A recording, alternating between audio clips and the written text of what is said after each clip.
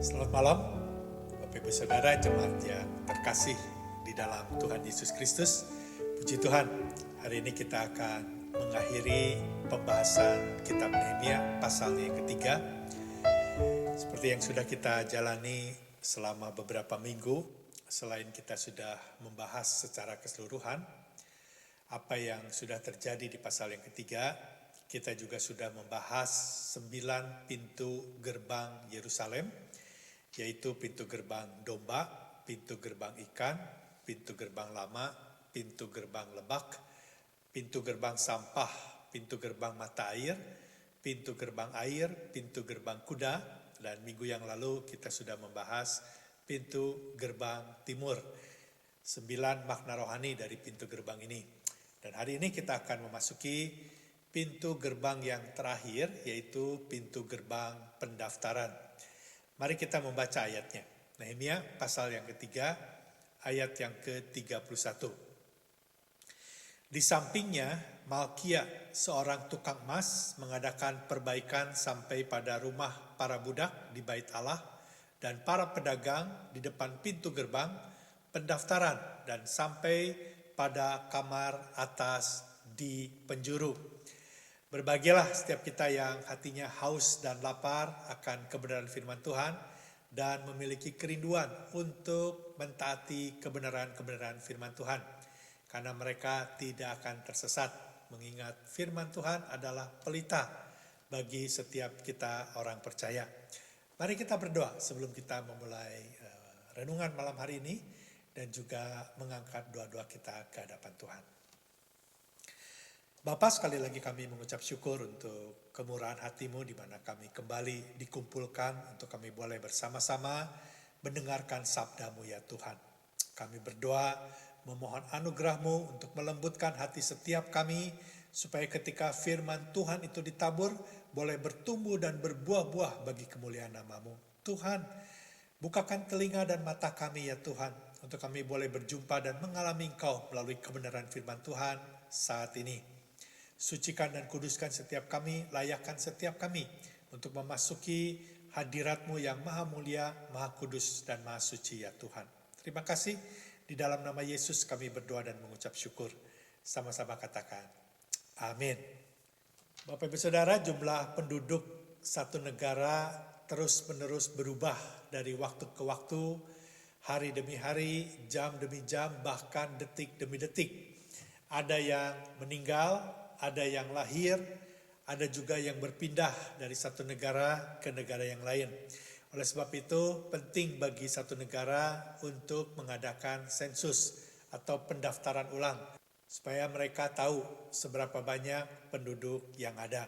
Namun karena biaya sensus ini begitu mahal, maka biasanya satu negara mengadakan sensus setiap 10 tahun sekali.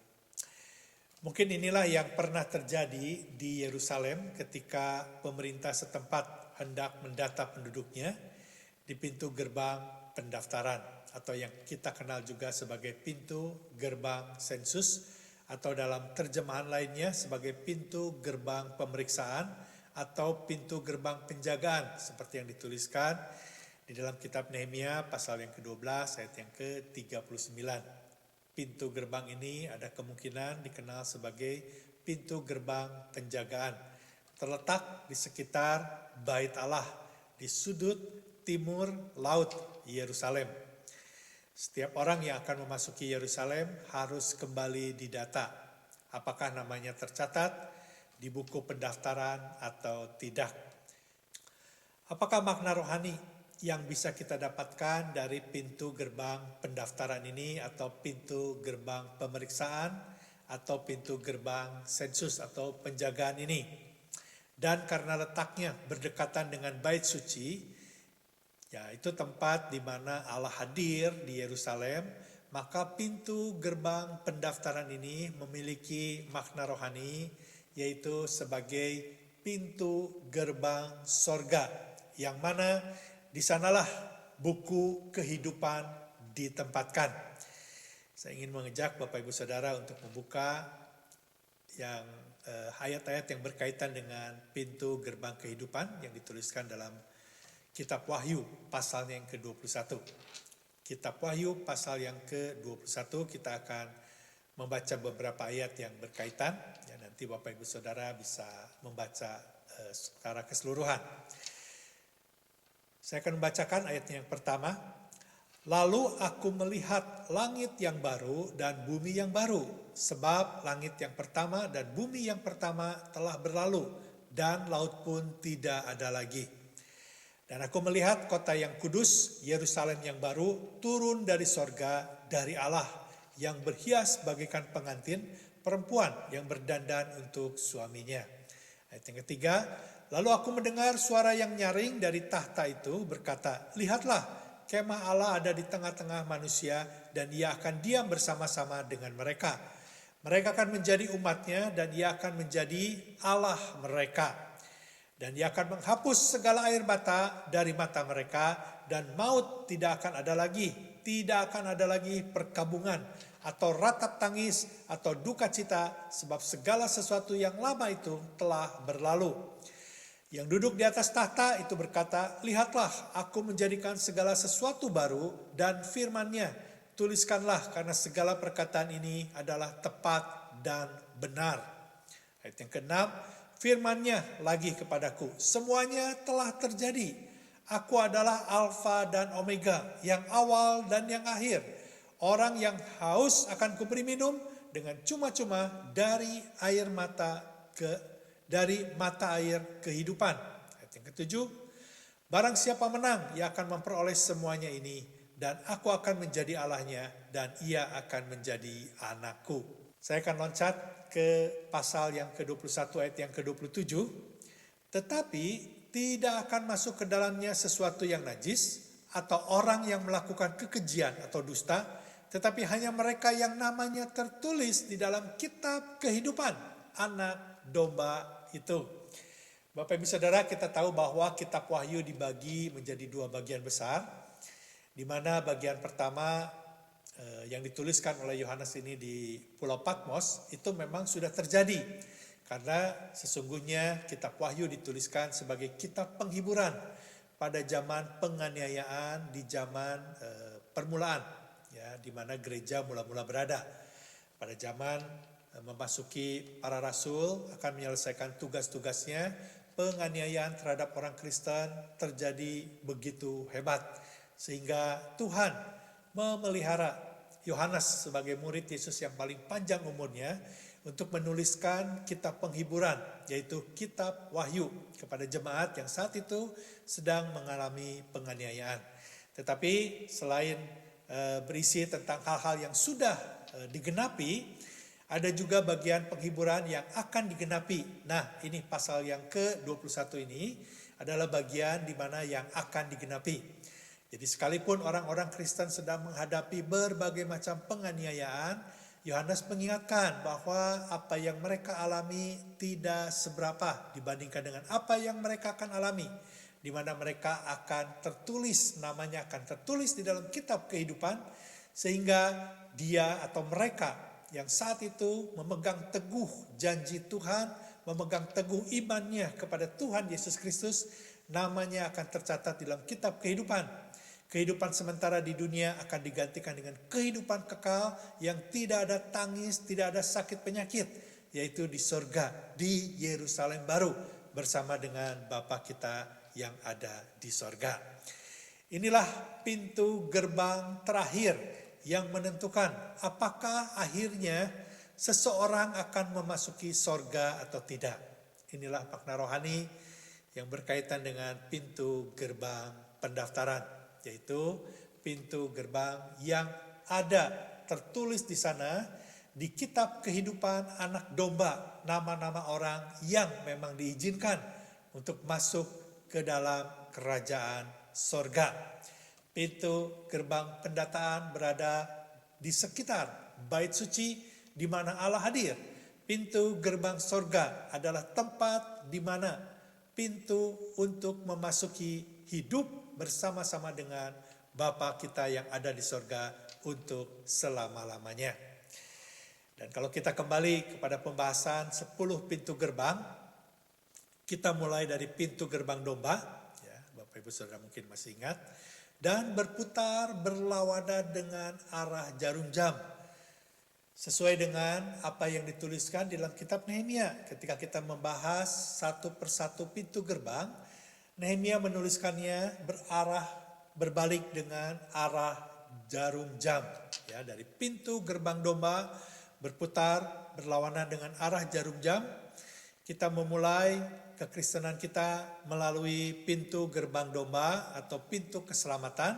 Dan setelah itu kita mulai menjalankan kehidupan kekristenan kita di dunia ini. Dengan melalui pintu gerbang lainnya yang sudah kita bahas. Kita harus mentaati perintah-perintah Tuhan dengan memberitakan Injil. Kita meninggalkan kehidupan lama. Kita diingatkan bahwa Allah menyertai kita, memimpin kita, melindungi kita, bahkan menuntun langkah-langkah kehidupan kita. Kita juga memiliki sampah-sampah yang harus dibuang, yang tidak berguna, yang menghalangi hubungan kita dengan Tuhan. Kita juga diingatkan melalui pintu gerbang mata air dan air akan kebenaran firman Tuhan yang menyucikan, yang menguduskan, yang membawa kita semakin mengenal Tuhan. Kita juga belajar beberapa waktu yang lalu tentang pintu gerbang kuda yang berkaitan dengan peperangan rohani yang harus kita hadapi dari waktu ke waktu. Dan minggu lalu kita juga belajar bahwa kita diberkati untuk menjadi berkat. Ya. Dan yang terakhir, apakah semua yang kita lakukan selama di dunia ini sia-sia atau tidak? Yaitu berkaitan dengan pintu gerbang pendataan. Ketika kita menerima Yesus sebagai Tuhan dan Juru Selamat di dunia ini, kita menjalani kehidupan kita hari demi hari seperti yang kita sudah pelajari di dalam setiap pintu gerbang. Ada 8 pintu gerbang lainnya setelah pintu gerbang domba, dan hari ini kita membahas pintu gerbang pendataan. Apa yang kita jalani di dunia ini, toh akhirnya kita akan meninggalkan dunia ini, dan apakah nama kita tercatat di dalam kitab kehidupan. Kalau di dunia ini kita hidup sementara, menjalani kehidupan yang seperti kita sudah bahas beberapa minggu ini, dan itu hanya sementara, yang pada akhirnya kita akan meninggalkan dunia ini. Apakah nama kita tercatat di dalam kitab kehidupan? Ketika gerbang surga atau kita tiba di gerbang surga, malaikat Tuhan melihat daftar tamu, daftar nama yang tercatat di dalam kitab kehidupan anak domba. Apakah nama kita ada tertera di dalam kitab kehidupan anak domba Allah? Bagaimana jawaban kita? Bagaimana kita tahu bahwa nama kita tercatat di dalam kitab kehidupan? Dan bagaimana kita yakin bahwa nama kita benar-benar tercatat di dalam kitab kehidupan? Saya kira ini merupakan pertanyaan yang sangat penting dan memerlukan jawaban yang tepat dan harus pasti. Dan Bapak Ibu Saudara, kita bersyukur karena Allah melalui kebenaran firman Tuhan memberitahukan kepastian ini. Seandainya nama kita tercatat di kitab kehidupan karena usaha dan kerja keras kita, maka Bapak Ibu Saudara, kita boleh bimbang, maka kita boleh ada ketidakpastian. Karena kalau kita mau jujur, masih terlalu banyak hal yang kita masih perbuat di dunia ini yang membuat kita ragu dan tidak ada kepastian. Apakah nama kita akan tetap tercatat di dalam kitab kehidupan? Namun kita bisa meyakini keselamatan itu pasti bagi kita karena kita diselamatkan melalui pintu gerbang domba. Kita diselamatkan karena anak domba Allah yang sudah menebus dosa-dosa yang membawa maut bagi kita yang percaya kepadanya. Jadi jaminan keselamatan kita hanya iman bahwa keselamatan yang kita terima bukan karena jerih payah kita, bukan karena usaha kita, bukan karena kita layak berbuat sesuatu yang membuat Allah takjub dan bangga, sehingga Allah meloloskan kita untuk masuk di dalam kerajaan sorga. Bukan. Tetapi justru karena kita diselamatkan, bukan karena jerih payah dan usaha kita, tetapi karena anugerah Tuhan. Inilah yang membuat kita memiliki kepastian bahwa sekali kita menerima Yesus sebagai Tuhan dan Juru Selamat dalam kehidupan kita, maka kita memiliki keyakinan bahwa kita akan tinggal di sorga. Nama kita akan tertera selama-lamanya di dalam kitab kehidupan. Kita lihat Efesus pasal yang kedua, ayat yang ke-8 dan ayat yang ke-9. Sebab karena kasih karunia kamu diselamatkan oleh iman. Itu bukan hasil usahamu, tetapi pemberian Allah. Itu bukan hasil pekerjaanmu, jangan ada orang yang memegahkan diri. Bapak Ibu Saudara, inilah yang patut kita syukuri. Allah sangat mengerti bahwa kita tidak mungkin mentaati Allah 100% selama kita ada di dunia ini. Dan setiap dosa tidak bisa dibayar dengan perbuatan baik. Bukan berarti kita tidak perlu berbuat baik, tetapi semua dosa yang merupakan hutang itu harus dibayar. Kita tidak bisa membayar hutang kita dengan perbuatan-perbuatan baik kita.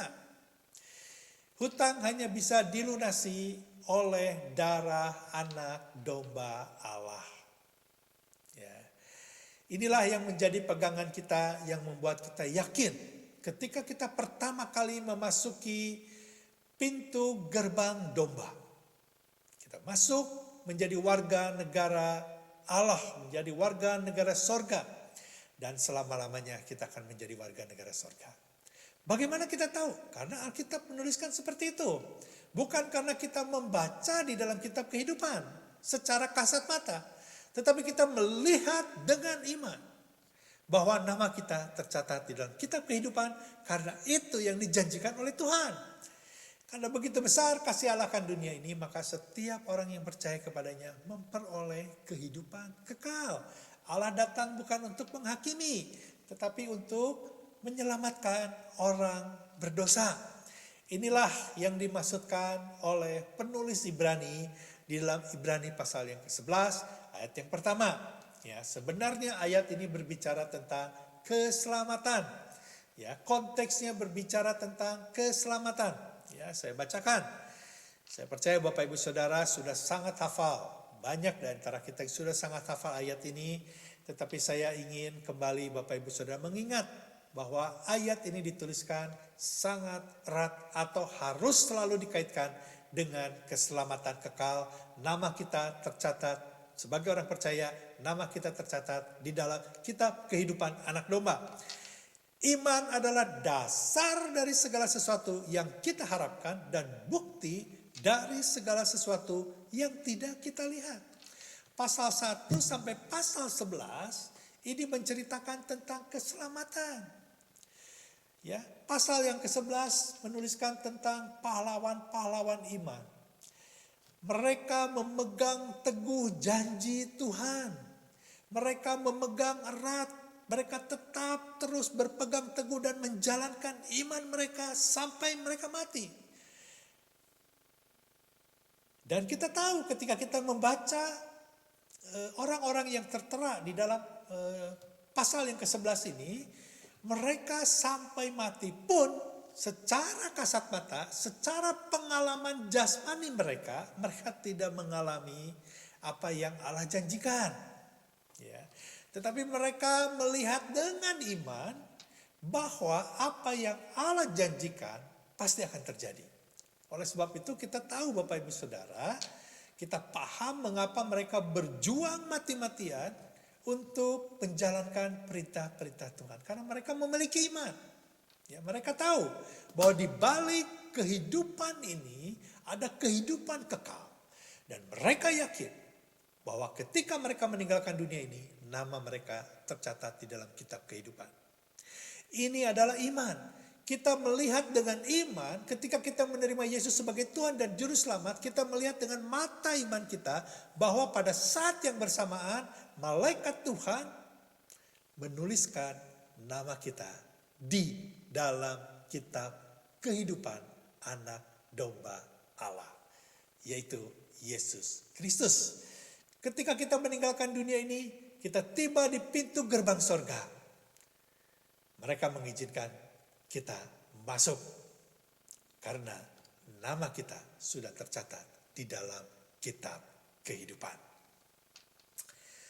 Ketika kita meninggalkan dunia ini, kita tiba di pintu gerbang sorga.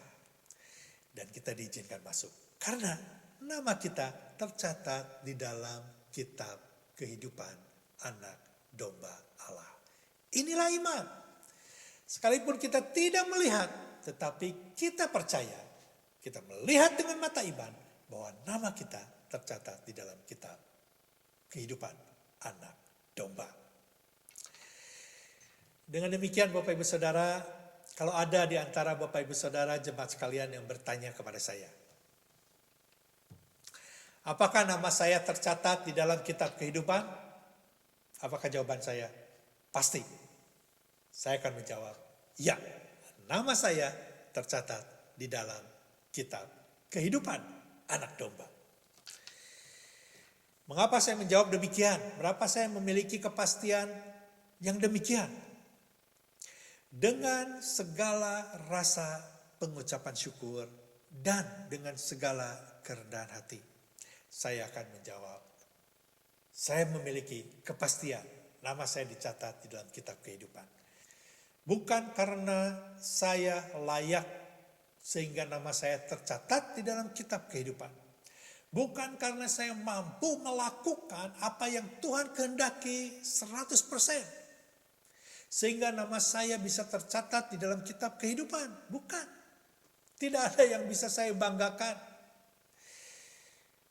Oleh sebab itu ketika saya menjawab bahwa nama saya pasti ada di dalam kitab kehidupan, saya akan mengatakan itu dengan penuh pengucapan syukur dan dengan segala kerendahan hati. Karena saya tahu saya tidak mungkin bisa memiliki atau nama saya tidak mungkin tercatat di dalam kitab kehidupan kalau saya melakukannya dengan usaha saya sendiri. Tapi saya bisa mendapat itu semua karena anugerah Tuhan. Kalau saya bertanya kepada Bapak Ibu Saudara jemaat sekalian, apakah nama Bapak Ibu Saudara jemaat sekalian tercatat di dalam kitab kehidupan? Apakah jawaban Bapak Ibu Saudara jemaat sekalian? Apakah ada keyakinan, ada kepastian bahwa ketika Bapak Ibu Saudara jemaat sekalian meninggalkan dunia ini, tiba di depan pintu gerbang surga, saudara meyakini bahwa nama saya tercatat di dalam kitab kehidupan? Apa yang membuat saudara yakin dan pasti? Hanya Bapak Ibu Saudara dan jemaat sekalian yang bisa menjawab ini. Oleh sebab itu Bapak Ibu Saudara, sekali lagi saya mengingatkan, apakah anak domba Allah sudah menjadi bagian di dalam kehidupan setiap kita? Apakah kita sudah menerima Yesus sebagai Tuhan dan Juru Selamat di dalam kehidupan kita? Sehingga dosa yang membawa maut sudah diselesaikan di atas kayu salib. Dan kita memiliki keyakinan bahwa ketika kita tiba di pintu gerbang sorga, nama kita sudah tercatat di dalam kitab kehidupan anak domba. Sehingga kita diperbolehkan masuk, tinggal bersama-sama dengan Bapa kita yang ada di sorga selama-lamanya. Jadi sekali lagi Bapak Ibu Saudara, kita diselamatkan bukan karena usaha dan kerja keras kita, tetapi melalui anugerah Tuhan. Namun Bapak Ibu Saudara, saya mau mengingatkan setiap kita, sekalipun kita diselamatkan karena anugerah Allah, karena kebaikan hati Tuhan, bukan karena kita berbuat baik atau bekerja keras, atau usaha kita, bagaimana kita masuk ke dalam kerajaan surga. Bukan karena itu semua, kita diselamatkan karena kasih karunia Allah. Tetapi bukan berarti kita bisa hidup semena-mena, kita bisa hidup seenak-enaknya saja di dunia ini. Kita bisa melakukan dosa apapun yang kita mau. Tidak. Justru kita diselamatkan oleh kasih karunia Allah karena kita memiliki tanggung jawab yang Tuhan percayakan kepada kita untuk kita berbuat baik, untuk kita melakukan kebenaran-kebenaran firman Tuhan, untuk kita melakukan perintah-perintah Tuhan, supaya dunia di mana kita berada, mereka boleh melihat keberadaan Tuhan di dunia ini melalui kehidupan kita yang sangat sederhana ini.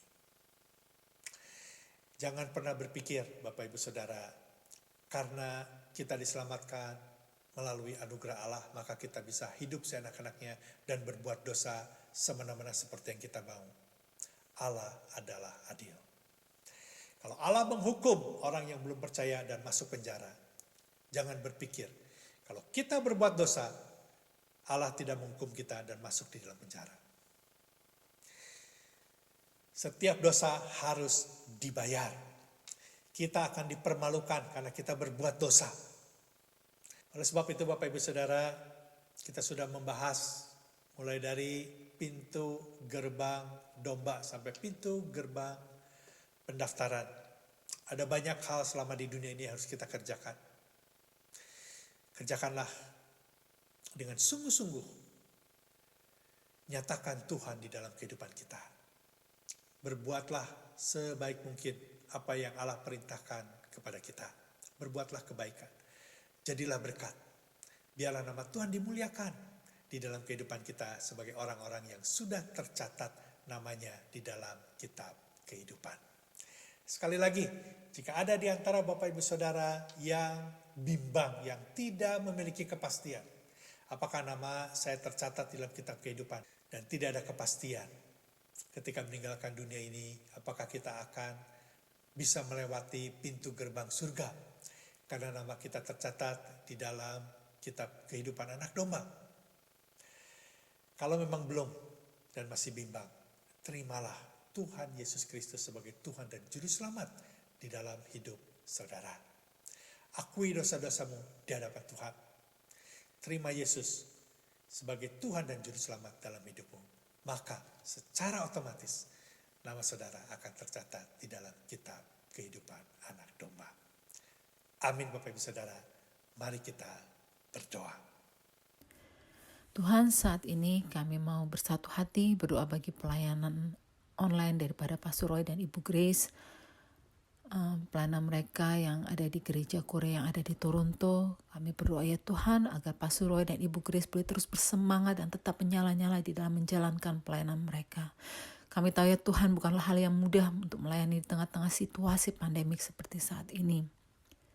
Tapi berikanlah mereka kekuatan, hikmat, serta kebijaksanaan yang daripada Tuhan bagi Pastor Roy dan Ibu Grace di dalam menjangkau jiwa-jiwa yang ada di Toronto.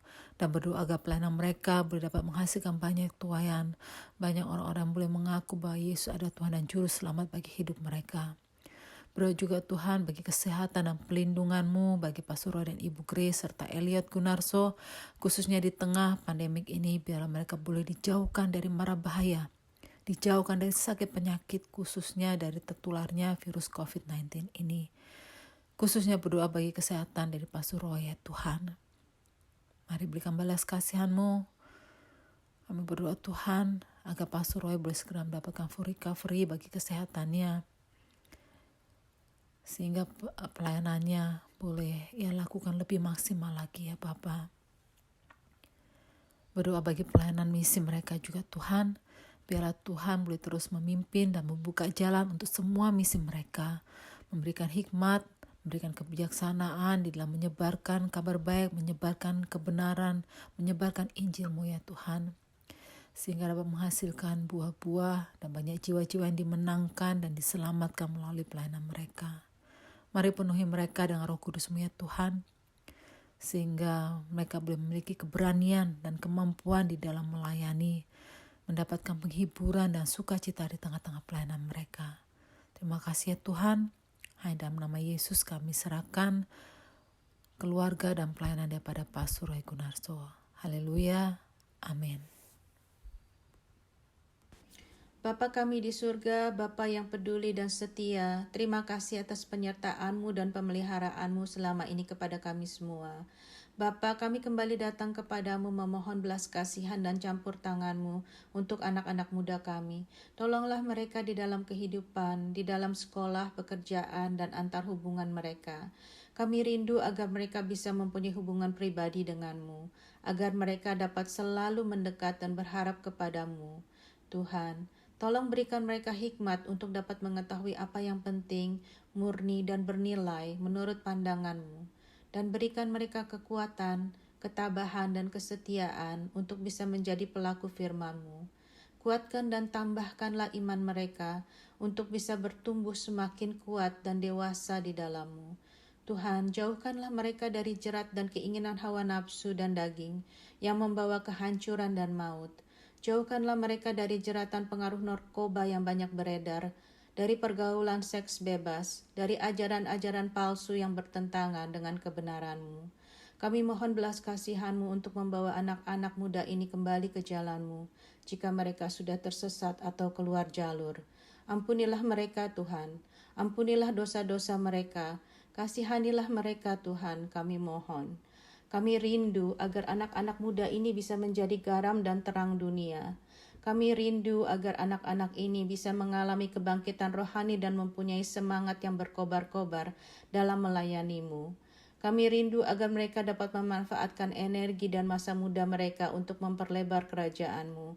Pakailah mereka untuk kebesaran dan kemuliaan nama-Mu, Tuhan.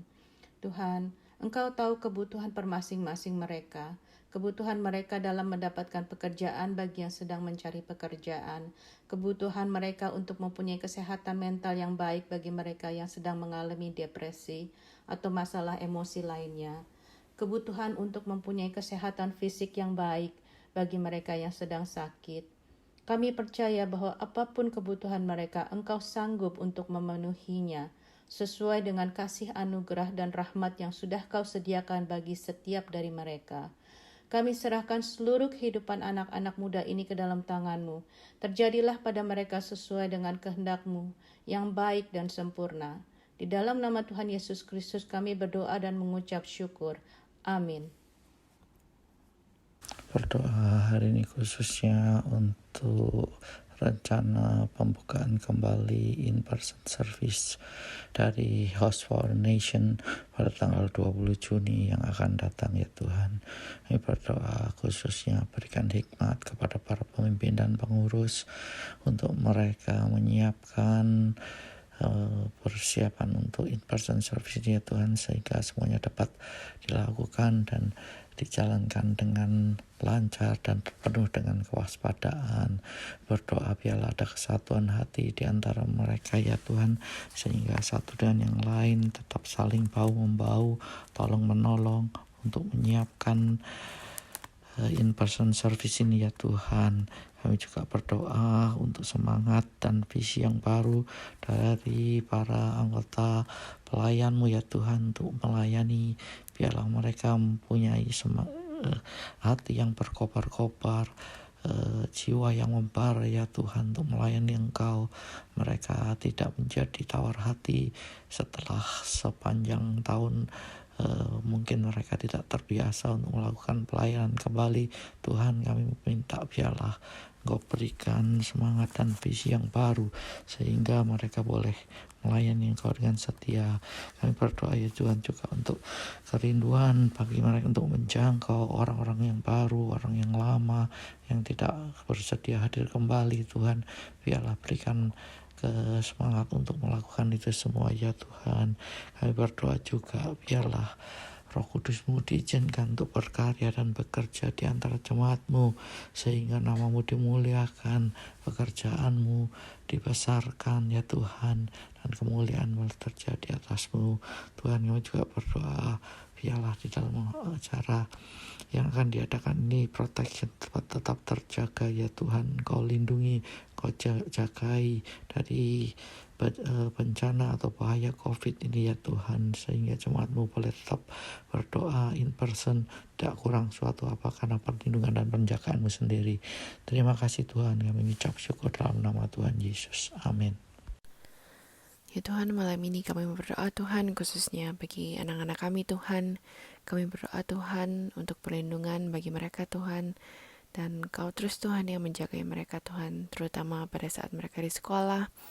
Berdoa Kau yang menjagai mereka, melindungi mereka Tuhan dari segala sakit penyakit Tuhan, dan khususnya dari penyakit COVID Tuhan. Kami juga berdoa Tuhan untuk hati yang rindu, yang terus mencari Engkau Tuhan dan takut akan Engkau Tuhan.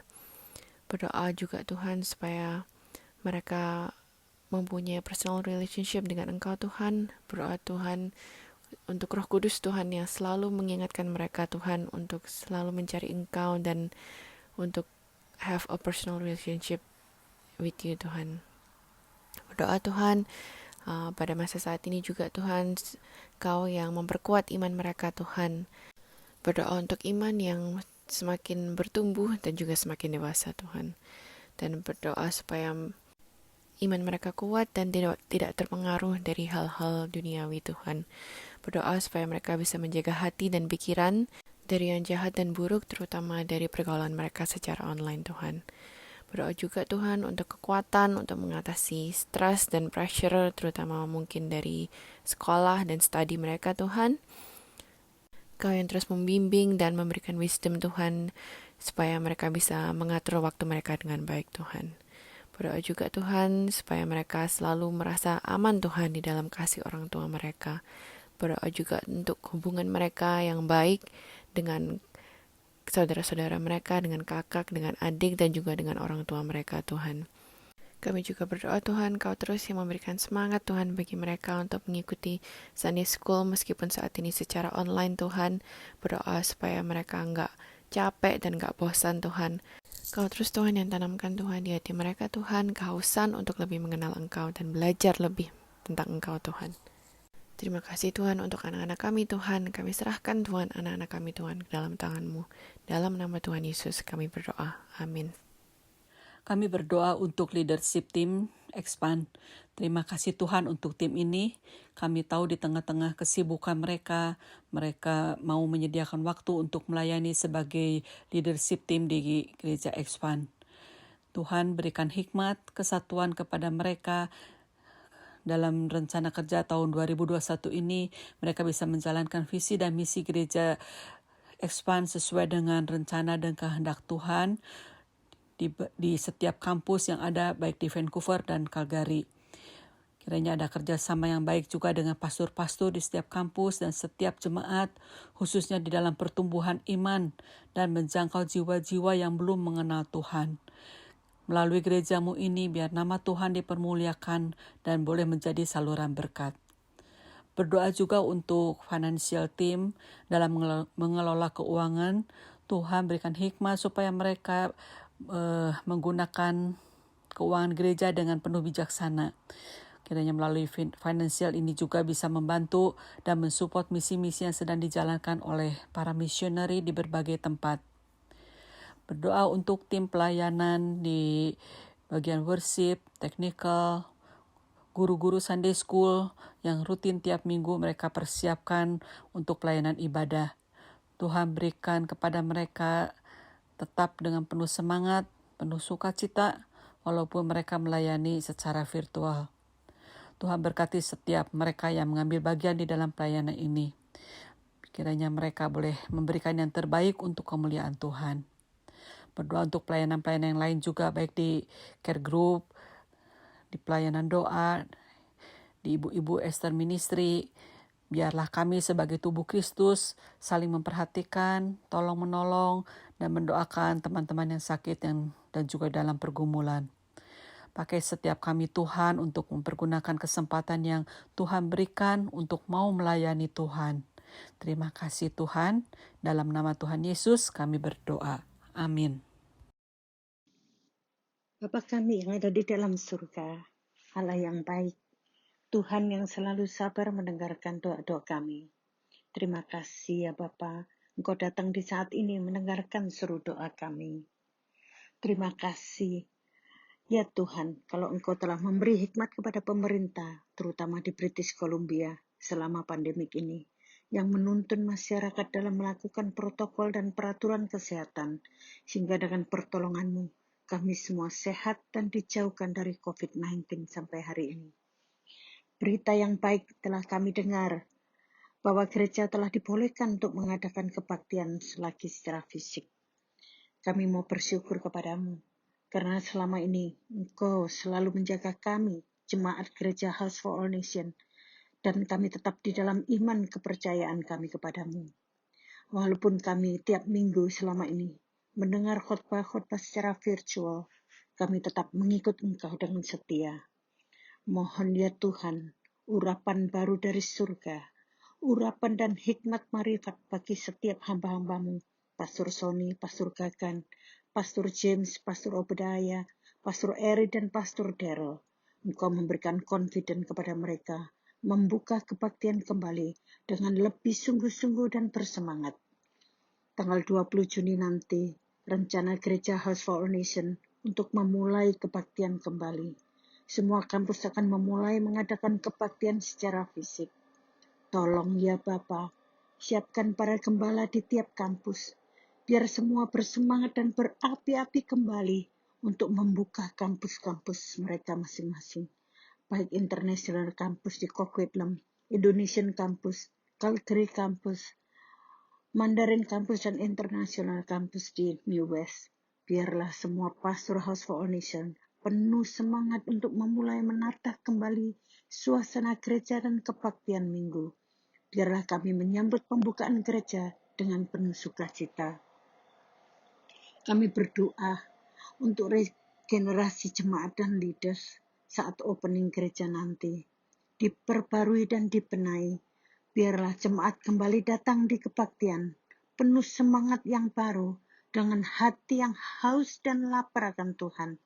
Hati yang rindu untuk bersekutu dan bertemu Tuhan di gereja. Hati yang rindu melayani dan membawa jiwa-jiwa ke gereja. Saling membangun, saling menguatkan, semangat kesatuan, bersatu hati antara jemaat dan para gembala, memulai membangun gereja kembali. Kami berdoa untuk kegerakan rohani di tiap kampus. Kami berdoa untuk hati dan semangat yang menyala-nyala kembali.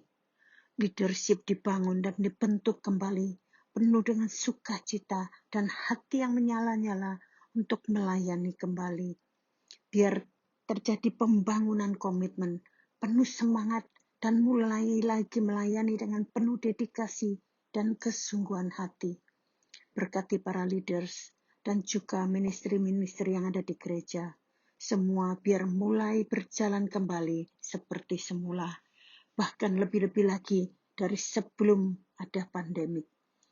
Bangkitkan ya Tuhan semangat kami semua, seperti semangat bangsa Israel saat membangun kembali tembok Yerusalem, semangat kepersatuan dan penuh kasih. Kami berdoa agar discipleship mulai digerakkan kembali dan terbentuk. Segala kegiatan ministry berjalan dengan lancar dan baik. Biar tiap kampus memulai lagi suasana baru ini bersama dengan Engkau ya Tuhan. Biar sejalan dengan rencanamu ya Bapa. Berkatilah tiap kampus ya Tuhan. Misi dan visi gereja biar bisa dijalankan kembali dan nama Tuhan dimuliakan di tiap kampus. Engkau bertahta di dalamnya. Terima kasih Tuhan atas kebaikan-Mu dan kasih-Mu kepada gereja-Mu. Datanglah ya Tuhan di kebaktian pembukaan dan juga di kebaktian tiap-tiap minggu nanti. Terima kasih ya Bapa, Engkau telah mendengar setiap doa-doa kami ini. Di dalam nama Tuhan Yesus, kami berdoa dan mengucap syukur. Amin. Bapa, kami mengucap syukur karena hari ini kami boleh menyelesaikan pembahasan kitab Nehemia pasal yang ketiga secara keseluruhan. Dan minggu depan kami akan memasuki pasalnya yang keempat. Kiranya Allah Roh Kudus mengingatkan dan menolong setiap kami ya Tuhan untuk semua yang kami sudah pelajari. Boleh Kau ingatkan dan boleh kami lakukan, kami praktekkan di dalam kehidupan kami sebagai anak-anak yang sudah ditebus dan yang sudah diselamatkan. Kami mengucap syukur karena melalui anugerah-Mu, nama kami setiap orang yang tercatat, nama kami yang sudah diselamatkan, yang sudah menerima Engkau sebagai Tuhan dan Juru Selamat, maka setiap kami semua, maka nama kami akan tercatat di dalam kitab kehidupan anak domba. Ketika kami meninggalkan dunia ini, nama kami sudah tercatat dan kami boleh melewati pintu gerbang sorga dan tinggal bersama dengan Engkau selama-lamanya di sorga. Terima kasih untuk semua ini. Dan kami juga mengucap syukur jika Engkau sudah mendengar seruan doa kami malam hari ini. Yang kami mau kembalikan semuanya bagi kemuliaan nama-Mu, jadilah kehendak-Mu dan rencana-Mu ya Tuhan. Terima kasih, kami menyerahkan sisa hidup kami ke dalam tangan-Mu. Di dalam nama Tuhan Yesus Kristus kami berdoa.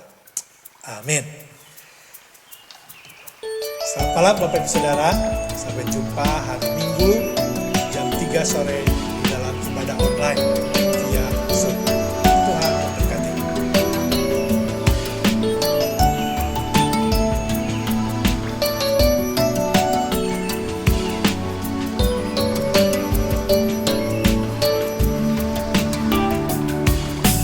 Engkau berjanji menuntunku selalu, Kau kan puaskanku, barui kekuatanku. Seperti taman diairi selalu, seperti mata air yang tak pernah kecewakan. Inilah hidupku, di tangan-Mu Tuhan, ku terima janji-Mu,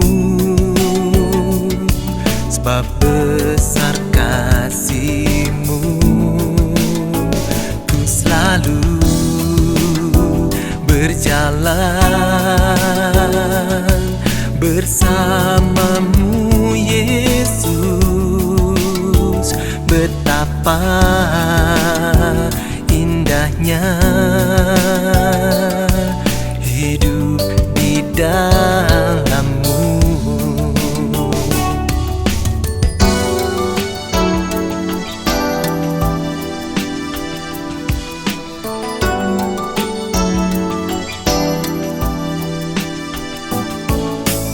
Engkau berjanji menuntunku selalu, Kau kan puaskanku, barui kekuatanku. Seperti taman diairi selalu, seperti mata air yang tak pernah kecewakan. Inilah hidupku, di tangan-Mu Tuhan, ku terima janji-Mu, sebab besar kasih-Mu. Ku selalu berjalan bersama-Mu Yesus, betapa indahnya hidup di dalam-Mu.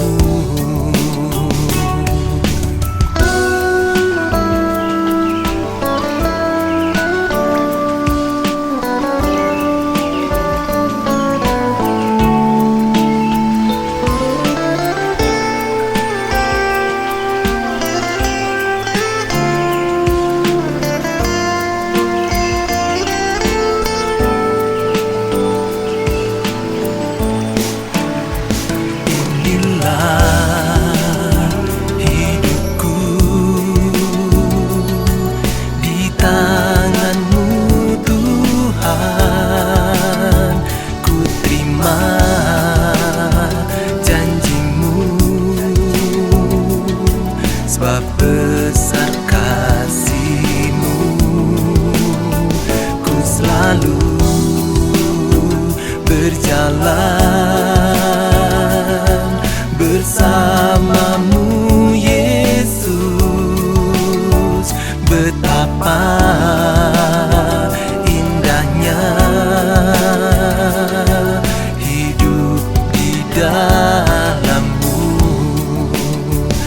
Betapa indahnya hidup di dalam-Mu.